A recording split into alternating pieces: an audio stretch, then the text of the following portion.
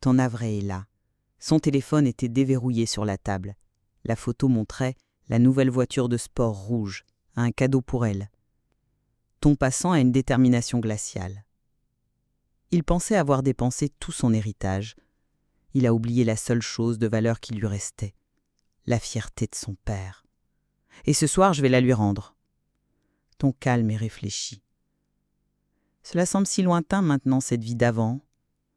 Avant la voiture, avant la trahison. Il y a 1 an à peine, je portais encore le deuil de mon mari, Jean-Pierre. Un homme bon, un pompier qui a donné sa vie pour sauver 3 enfants d'un immeuble en feu. La ville l'a qualifié de héros, lui a décerné une médaille posthume, que je conserve dans une boîte en bois, à côté de son vieil insigne. Pour moi, il était simplement l'homme qui se souvenait toujours que j'aimais 2 sucres dans mon café du matin. Il n'a pas laissé une fortune. Nous n'étions pas de riches Parisiens avec des comptes en Suisse. Mais il a laissé une chose. Un dernier acte de protection pour notre fils unique, Marc. Son assurance vie. Ce n'est pas pour nous, Claire, m'avait-il dit des années auparavant, lorsque nous avions mis nos affaires en ordre. C'est pour les études de nos petits-enfants, pour que Marc puisse leur donner le départ dans la vie que nous n'avions jamais vraiment eue. Cet argent n'était pas un chiffre sur un relevé bancaire, c'était la dernière promesse de mon mari, son héritage de père. Marc apprit la nouvelle de la mort de son père avec une tristesse digne. Il a été mon pilier durant ses premiers mois difficiles. Puis il a épousé Sylvie, une jeune femme jolie, moderne, avec des ambitions qui semblaient dépasser de loin celles de mon fils. J'ai remarqué le changement, bien sûr. Les commentaires subtils de Sylvie sur notre appartement vieillot, ses questions un peu trop insistantes sur le montant exact de l'assurance, la façon dont les yeux de Marc brillaient un peu moins lorsqu'il parlait de son propre travail, et un peu plus lorsqu'il parlait des relations de Sylvie. Mais j'ai mis cela au compte de ma propre peine. Le chagrin, me disais-je, peut vous rendre méfiante. On voit des ombres là où il n'y a que de la lumière. Il y a 2 mois, Marc m'a expliqué qu'il serait plus prudent de transférer l'argent de l'assurance sur un compte d'investissement à son nom, pour le faire fructifier, disait-il, pour honorer la prévoyance de papa. J'ai hésité. Une petite voix à l'intérieur, la même qui me disait de prendre un parapluie les jours de grand soleil, m'a prévenu. Mais comment refuser? C'est mon fils, l'enfant que Jean-Pierre et moi avons élevé avec des valeurs d'honnêteté et de devoir. J'ai signé les papiers. Et hier soir, alors que je gardais les enfants pendant que Marc et Sylvie étaient à un dîner d'affaires, j'ai vu la vérité. J'ai vu où était réellement parti l'héritage de Jean-Pierre. Le téléphone était sur la table basse. L'écran s'est allumé avec une notification. Je ne voulais pas regarder. Mais mes yeux ont été attirés par le rouge vif de la photo. Une voiture de sport. Une de ces voitures tape à l'œil, qui coûtent le salaire de 3 ans. Sylvie était au volant, un sourire triomphant sur le visage. La légende de la photo, écrite par mon propre fils, disait « Le rêve devient réalité pour ma magnifique épouse. Un petit cadeau pour la femme qui mérite tout. L'héritage de papa est enfin mis à profit. » Et en dessous, des dizaines de commentaires de leurs amis. « Félicitations! Quelle chance! Votre père serait si fier. » Fier. Ce mot m'a frappé comme un coup de poignard. En cet instant, dans le silence de mon propre salon, le lendemain matin, le silence dans mon appartement était assourdissant. Je n'avais pas dormi. La photo de la voiture rouge semblait gravée sur mes rétines.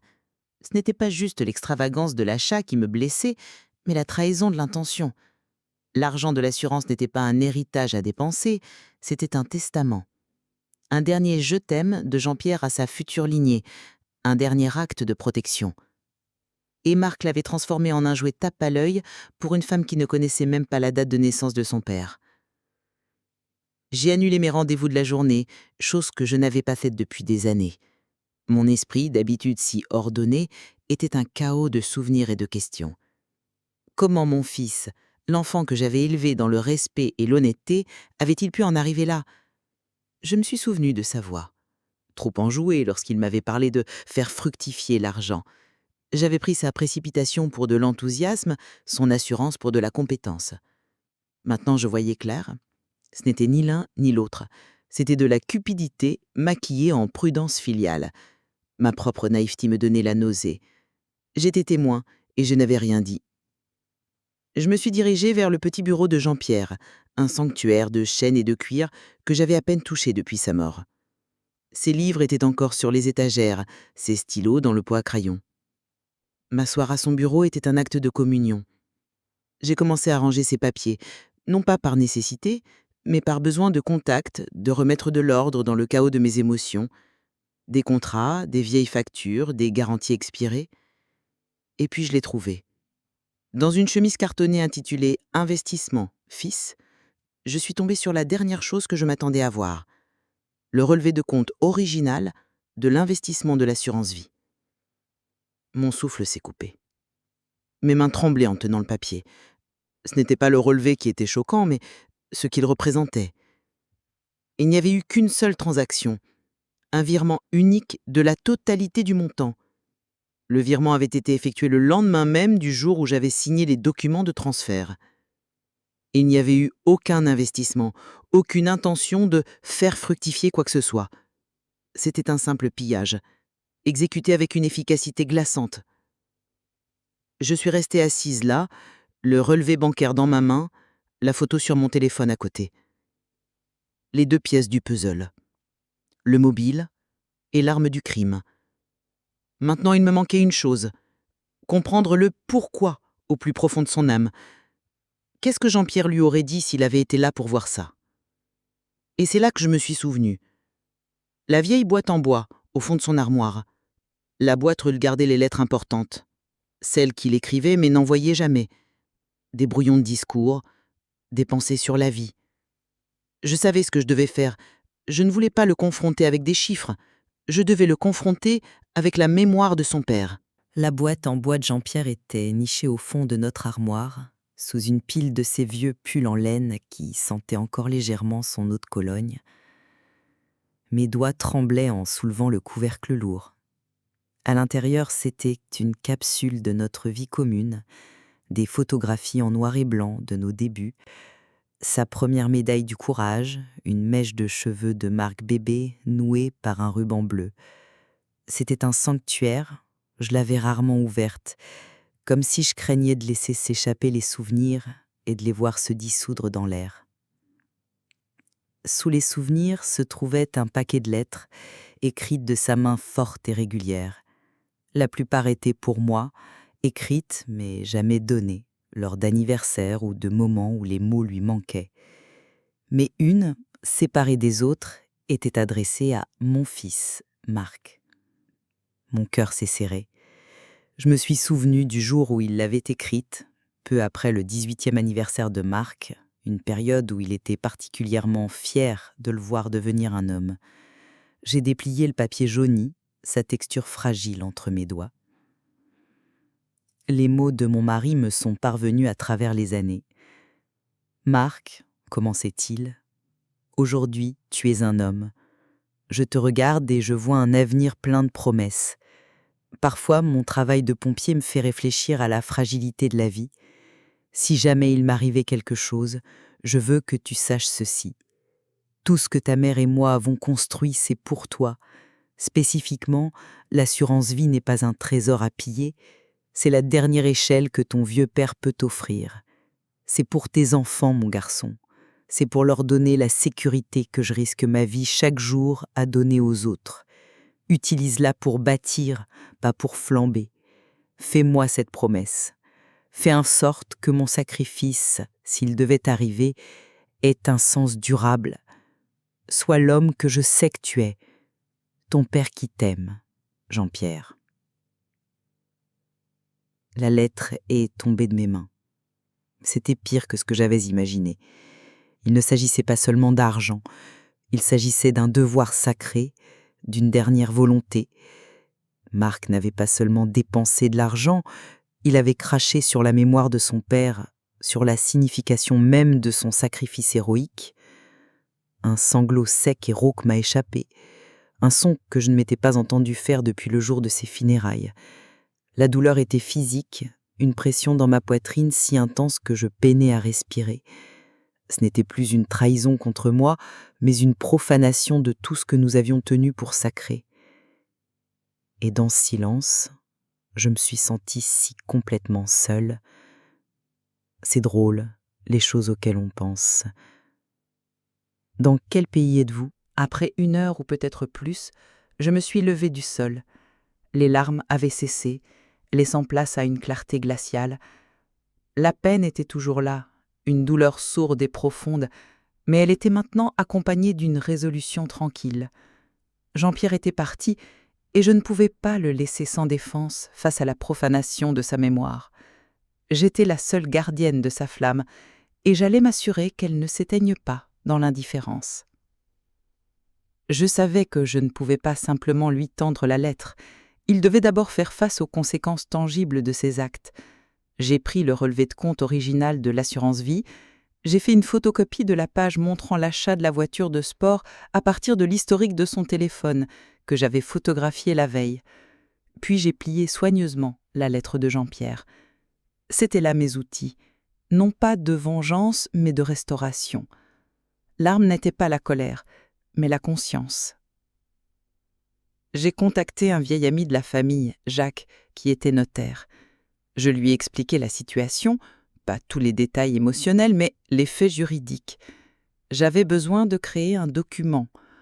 Jacques, qui avait bien connu Jean-Pierre et admirait son courage, a immédiatement compris la gravité de la situation. « Claire, c'est ton droit absolu, m'a-t-il dit. Et franchement, c'est ce que Jean-Pierre aurait voulu. Ensemble, nous avons préparé un simple acte de donation. Un acte par lequel je ferai un don significatif à l'Association des orphelins des pompiers de Paris. Le don proviendrait du fonds d'investissement de Marc, le même sur lequel l'assurance vie avait été versée. Juridiquement, en tant que dépositaire et principale contributrice de ce fonds avant le transfert, j'avais le droit d'initier un tel mouvement, surtout en invoquant l'esprit du testament de mon mari, que je pouvais prouver avec sa lettre. Le plan n'était pas de le ruiner. La somme était importante, mais elle laisserait encore de quoi vivre à Marc, bien que beaucoup plus modestement. Il devrait vendre la voiture, peut-être même envisager un logement moins coûteux. Mais l'essentiel était ailleurs. L'essentiel était de lui faire comprendre la valeur de cet argent, la valeur de l'héritage de son père. Le don n'était pas punitif, il était symbolique. L'argent reviendrait là où il aurait toujours dû être, en soutien à la communauté que Jean-Pierre avait servie. Je n'avais besoin que d'une chose maintenant, que Marc signe le papier, sans se douter de sa véritable nature. Je lui ai téléphoné ce soir-là. Ma voix était calme, presque monotone. « Marc, ai-je dit, nous devons nous voir, il y a un document que tu dois signer concernant l'héritage. Une simple formalité pour les impôts, pour justifier le transfert des fonds. » Il était méfiant, je descentis à sa voix. « De quoi s'agit-il exactement ?» il a demandé. « Jacques, notre notaire, a préparé les papiers. Ça ne prendra que 5 minutes, ai-je dit, en omettant délibérément de mentionner la présence de Jacques. Je peux passer chez toi demain. » Le lendemain, quand je suis arrivée, il m'attendait, visiblement relâché que je sois seule. J'ai posé l'acte sur la table. « Signe juste là, ai-je dit, montrant la ligne du doigt. C'est pour la clôture fiscale. » Il a pris le stylo. C'était mon moment, mon seul moment. L'ultime test de sa confiance ou de sa cupidité. Il allait soit lire attentivement chaque ligne, soit signer à la hâte, pensant à la liberté que cet argent lui avait déjà achetée. Le miroir était prêt. Je n'avais plus qu'à attendre qu'il se regarde dedans. Il n'a pas lu. Il a à peine jeté un coup d'œil au document, son attention se portant uniquement sur la ligne pointillée au bas de la page. Il a signé avec un geste rapide, presque impatient, comme on accomplit une tâche administrative ennuyeuse avant de passer à des choses plus importantes. Mon cœur se serrait dans la poitrine, un mélange de tristesse et de triomphe silencieux. C'était fait. Le miroir était devant lui et il ne s'était pas encore vu. « Merci, Marc, dis-je, en reprenant soigneusement le document. C'est tout ce dont j'avais besoin. » Il hocha la tête, déjà distrait, son esprit ailleurs, sans doute sur la route, au volant de cette voiture rouge qui symbolisait si bien sa victoire sur la prudence et le devoir. Je me levai pour partir. « Au fait, ajoutai-je à la porte ma voix douce mais précise, il y avait quelque chose d'autre que ton père voulait que tu aies. » Je sortis de mon sac la lettre de Jean-Pierre, maintenant vieille et fragile. « Il l'a écrite pour ton 18e anniversaire. Je pense qu'il est temps que tu la lises. » Je lui tendis la lettre et partis avant qu'il ait eu le temps de réagir. En descendant l'escalier, je pouvais presque sentir le silence de l'appartement derrière moi, le poids des mots de son père commençant à se poser sur ses épaules. Le reste de la journée passa dans un brouillard. Je suis allé chez Jacques pour déposer le document signé. Tout était en ordre. Le don serait effectué le lendemain matin. Le soir, je me suis assise seule dans le fauteuil de Jean-Pierre, la boîte en bois sur mes genoux, le vide laissé par la lettre plus palpable que sa présence physique. Je n'attendais rien. Ni appel, ni excuse. La confrontation avait eu lieu, silencieusement, à travers le temps et la mémoire. L'appel est arrivé vers 22h. Le nom de Marc s'afficha sur l'écran. J'ai laissé sonner. Puis il a recommencé à sonner encore et encore. J'ai finalement répondu sans dire un mot. J'entendais son souffle à l'autre bout, irrégulier, secoué, puis sa voix, brisée, méconnaissable. « Maman !» Il n'arrivait pas à continuer. « Je l'ai lu », réussit-il enfin à dire, les mots étouffés par un sanglot. « La lettre. Et puis j'ai appelé la banque. J'ai tout vu. Le don. Pourquoi ? Ce n'était pas mon argent à donner. Et ce n'était pas le tien à dépenser. C'était l'héritage de ton père. Et il est maintenant là où il doit être, au service des familles de ceux qui, comme lui, ont tout donné. » Il n'y eut qu'un silence de l'autre côté, un silence empli du poids de la honte et de la réalisation. J'entendais les fondations de son monde d'illusions s'effondrer. « J'ai tout gâché », murmura-t-il enfin. « La voiture, tout. J'ai l'impression de l'avoir tué une seconde fois. » « Tu n'as pas à le tuer une seconde fois, Marc. Tu peux commencer à l'honorer, à partir de maintenant. » Le lendemain, la voiture était vendue. Il a remboursé une partie du fonds qu'il avait dépensé et a mis en place un plan de paiement pour le reste. Il a commencé à faire du bénévolat à l'orphelinat des pompiers, le même qui avait reçu le don. Il ne m'a jamais demandé pardon. Il n'en avait pas besoin. Ses actions sont devenues ses excuses. La relation que nous avions perdue ce soir-là ne reviendra jamais complètement. Une cicatrice reste, une marque de la trahison.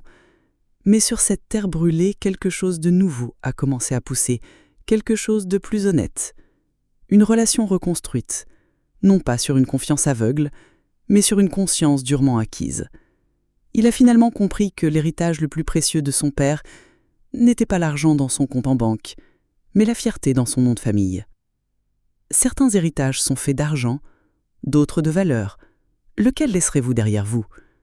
Si cette histoire vous a touché, abonnez-vous et rejoignez notre communauté de gardiens de la flamme. Quelle est la plus grande leçon que vos parents vous aient laissée ? Partagez-la dans les commentaires dessous.